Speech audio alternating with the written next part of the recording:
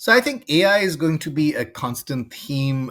It's going to be like a omnipresent tool and everything. So let me give you one example of how AI can help social interactions or in-person interactions. So the problem that I think should be debated and solved by senior leaders is not about where people work. The office versus home versus co-working space, that's a secondary question. The main question in my opinion is how do we make in-person better? Among many others. One of the challenges of in person is something that has been called the silent bias of homophily. That when we go to an in person event, it could be in an office, it could be at a retreat, it could be at a conference, we tend to cluster and meet with people just like us. So, based on the same ethnicity and gender. And this is exactly what we found in one of our studies. We studied an offsite for an all remote company, Zapier. So Zapier is 800 people. In our sample, I think we had a few hundred because the study was done many years back. We found that when these people went to the retreat, they tended to socialize in ethnic silos.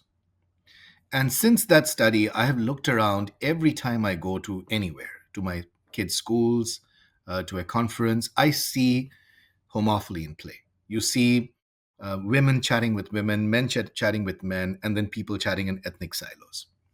So, what that means is that we are not necessarily broadening or diversifying our social ties within the company. Now, one of the solutions we found in our study was when two people shared the same taxi ride, were put in the back of a taxi by the company because their flights landed at the same time. It didn't matter if they were different ethnicities, they made a connection. Because if you're sitting in the back of a taxi, it doesn't matter who the person next to you is. You open up and have a conversation. And it seems natural to do that. So I would say where AI can play a role is where maybe you have a virtual water cooler. One idea that is I discuss in the book is the idea of a virtual water cooler, where the company can have an AI algorithm pairing up people saying, you guys might benefit from spending an hour together based on the work you are doing.